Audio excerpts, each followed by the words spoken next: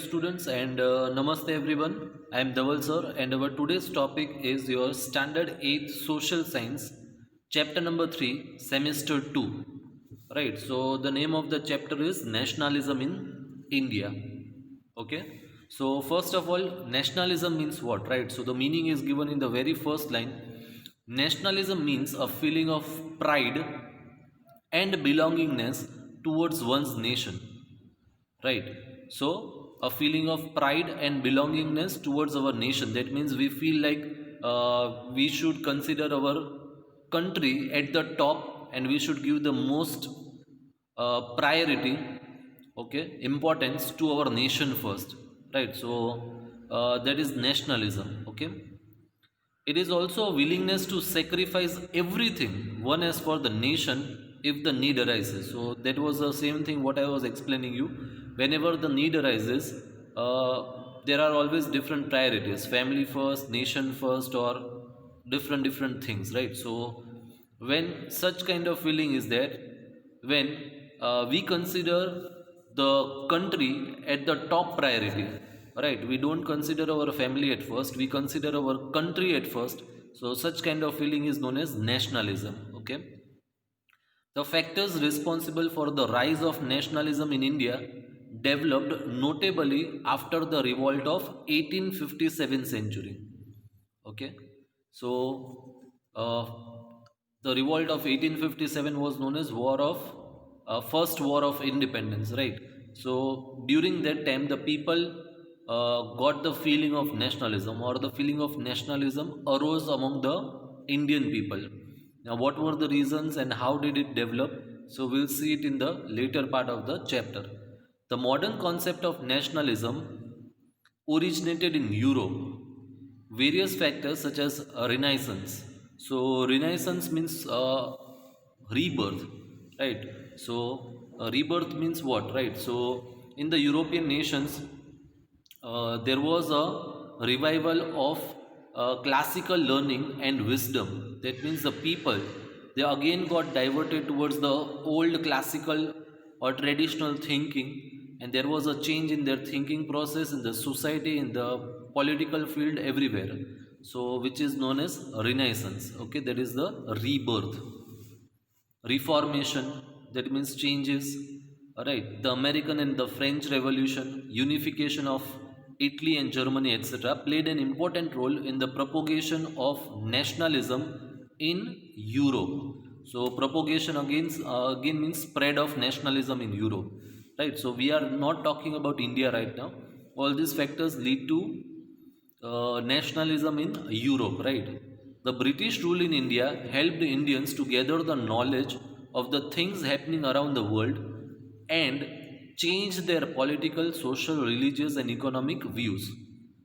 How? So that will also see in the further explanation of this chapter, but I'll explain you that due to the English education which was introduced in India, the people, they started getting English education, they started taking English education, they became literate and knowledgeable, and they started reading the books of the different culture and the countries, and then they realized that the problems or the Britishers, what in the way what they are treating Indians is absolutely wrong, and India is their own country and they should have the right or freedom to live independently, and therefore the feeling of nationalism arose, okay.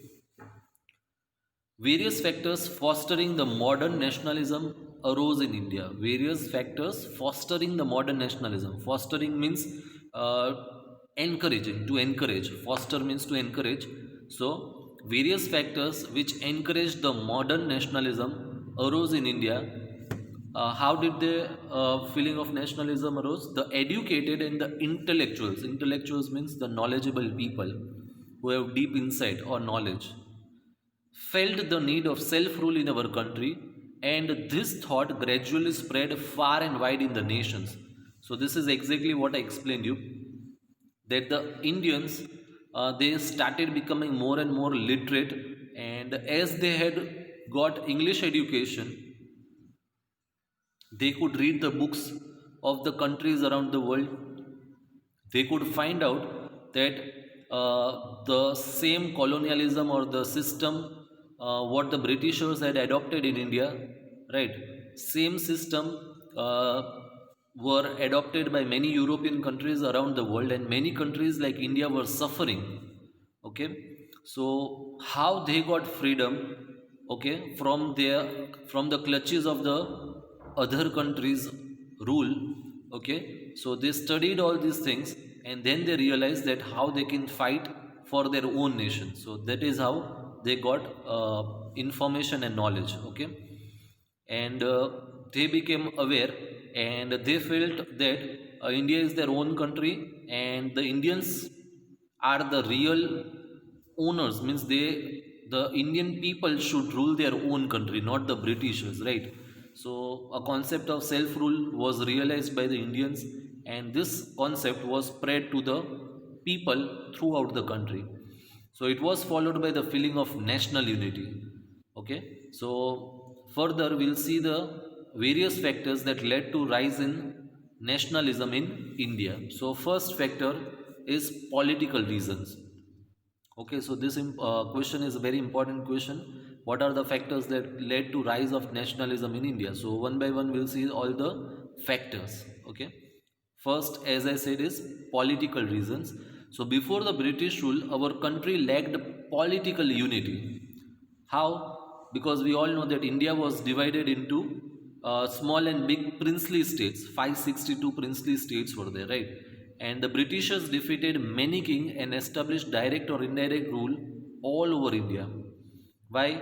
Because when the India was divided into small and big princely states, the kings they kept on fighting amongst themselves to become more and more powerful. There was no unity among the Indian rulers. Okay, so under the dominance of Britishers, dominance means what, right? So dominance means control. Okay, so under the dominance of the Britishers, a uniform administrative system was implemented. How? So they had taken control over many territories or many kingdoms, and Britishers there was a unity, and they had a single administrative system. That means the person at the top used to control the whole nation or the territories which were captured by them. Okay. So, however, the overall experience of the British rule was not conductive. Conductive means I'll say Gujarati word, that is anukud, right? So, however, the overall experience of the British rule was not conductive for the Indians. Besides, there were many other reasons that led to the protest against the British rule. That means the Britishers were not at all supportive to the Indians, and this thing was not liked by the Indian people at all. Gradually, this protest became more prominent and widespread. Okay, so that is how the feeling of nationalism developed. Next was economic reasons. Economic means related to money. So India was financially ruined. Ruined means destroyed due to the economic policies of the Britishers. The Britishers took the raw materials from India to England, and then the finished or the manufactured goods were sold in the Indian market. So we have already studied all these things.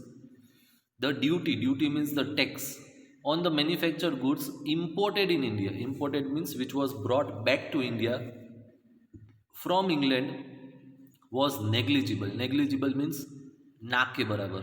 That means they did not charge the imported British goods with money. Right? They did not have to pay any kind of money, or if they were supposed to pay, they were supposed to pay very less amount. Whereas heavy taxes were levied on the commodities manufactured in India. Right. So as a result, what happened? The Indian goods became more and more expensive than the imported goods. So there was a cutthroat competition in the market, and the handicraft and the cottage industries of India could not sustain itself. Why? Because as it is written that heavy taxes was laid on the industries, okay, of India, and there was no tax on the foreign or British imported goods. So our goods, Indian goods, they started becoming more and more costly, right? So the people of India, they stopped purchasing or buying Indian commodities or goods because they had become very costly, and as there were no consumers or customers for the Indian commodities, this industries got shut down. Okay. Many artisans became unemployed. Soon the Indians realized that it was the British policy to prosper England at the cost of Indian economy. So ultimately they were trying to exploit India, okay, and they were making England more and more prosperous, rich. This fostered the feeling of nationalism in the people of India. So fostered means uh, as I said, it means to encourage, right? So this encouraged the feeling of nationalism in the people of India because they became aware that the Britishers, they are trying to cheat the Indians, and they are exploiting the Indian people, and they are making their own country more and more rich. Transport and telecommunication, a very very important point. The railway, telegraph, post, land and waterways, etc. Land and waterways means there is rail routes or roads, and waterways means the ships or the boats which were used for transportation of goods and people, were developed in India by the British for the military, economic, and political reasons. That means they had developed all these things, railway, telegraph, post, etc., for their own purpose, not for the betterment of the Indians. However, it turned out to be a boon in disguise for the Indians. Right? So a boon means blessing or ashirwad. The boon in disguise means what? Right? So boon in disguise is a idiom or a phrase, right? Which means something that seemed to be bad or unlucky at first. Disguise means something which is not considered good at the beginning, but ultimately it resulted in something good, okay, happening later on. So, boon means blessing. Disguise means, first of all, something which was considered to be bad or harmful for us later on proved to be a blessing. Okay, so all these things were actually not, as I said, not built or developed for the Indian people, but later on it proved blessing for the Indian people. How? So I'll explain you. Mobility of the intellectuals, that is the intelligent or the people having in-depth knowledge. Mobility means, so mobile means something which can move from one place to another. So mobility of intellectuals, that means the knowledgeable people of India who had a great or in-depth knowledge, they could move from one place to the other place of India with the help of railways and everything. Okay. Artists and business class increased, and they started exchanging thoughts and opinions. Right. So with the development of this transport system, waterways and railways and everything, the people of India, they could travel easily and in a faster way from one part to the other part of the country, and the thoughts and the opinions of people could reach them easily, right?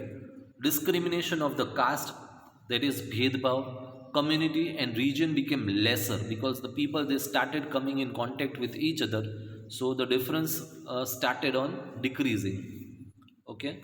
So it is written, discrimination of caste, community and region become lesser due to increased communication and mass transportation. The national leaders could communicate their thoughts and plans to a large number of people, right? So it became very easy. Leadership was built at national level instead of regional level. This gave a notable contribution in the achievement of Swaraj. Swa means self, and Raj means rule. So self rule, right? So the Indians, they wanted self rule. That means in India, the Indians should rule and not the Britishers should rule, right? So that concept was brought by the intellectuals of India. Literature and education, right? So this I've already explained you in the first para itself. Education in English language paved way for the rise of Indian nationalism. right? Paved way means it made it easier. Okay, so education in English language made it easier for the rise of Indian nationalism. How? So the doors to the western ideas of nationalism opened due to English education. Most of the literature in the world was available in English. The people of our country learned English language and became familiar with the recent trends in the world. Thus, we were inspired by the ideas of democracy, liberty, equality, and fraternity. That is brotherhood from the American War of Independence and the French Revolution. Okay, and people developed self-confidence, recognized the power of unity, and began dreaming about the bright future of the independent India. Various novels, acts, stories, poems, songs, etc. were written in regional languages. This written literature spread the message of national unity and devotion. So basically, this paragraph means that our Indian people who got educated, they could understand English language very easily, and in maximum part of the European and the other countries of the world, English language was used. So they could understand the recent trend. That means at that time, what was the trend going on, and what all things or the whatever changes were taking place in and around the world could be understood by them, and therefore they realized the importance of self rule, and therefore they also started uh, taking active interest in the freedom of our country, and therefore the educated people started taking interest, and it become easier for the people because they were very intelligent and knowledgeable. So they got many different ways through which they could spread the feeling of nationalism. They could spread their message easily to the people at distinct places or far off places, and therefore the unity of the people of India was increased. Okay, newspapers. Newspapers made a vital contribution in spreading the national awareness.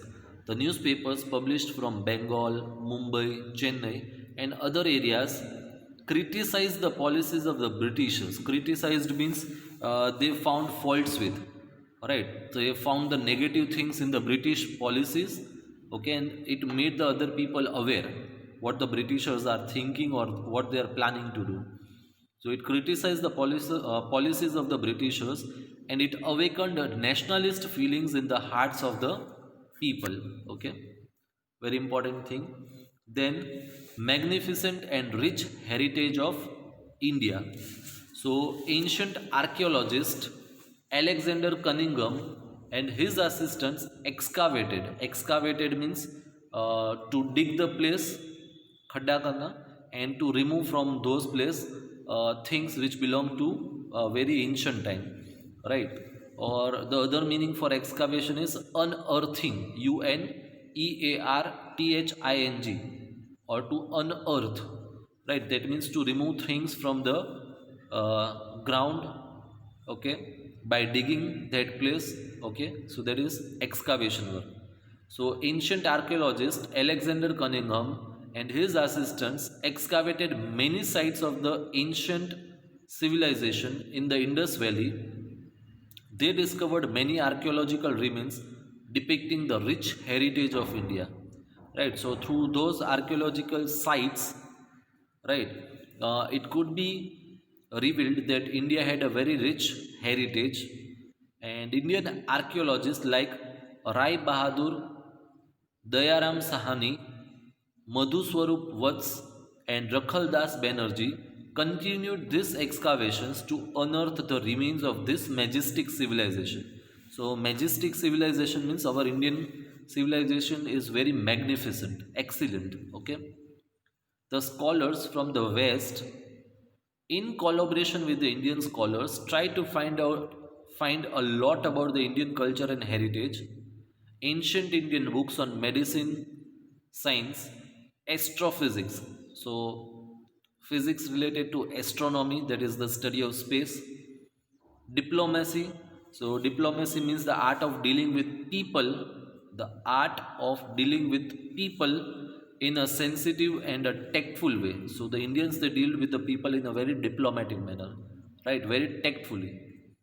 Okay, and spirituality were translated into English and became known to the people of India and the world. So our rich heritage of India was brought in front of the whole world. A detailed research on the literary and cultural heritage of India fostered the feeling of nationalism. That means the people of India, they understood that how rich our cultural heritage is, how rich our heritage was, and we should not live under the British rule. We all are the people who are the descendants of the ancestors who are very intelligent and smart enough, and therefore the feeling of nationalism arose because they didn't want to be under the British rule. Okay, fine. So that is about the factors which brought about nationalism in Indian people. Okay. So the next concept of this chapter, that is establishment of the Indian National Congress, and the remaining of the remaining part of the chapter, that will continue in the next lecture, that is lecture number 2. So in our first lecture we'll end here today. Okay, so I thank you everyone for watching my video. Thank you everyone.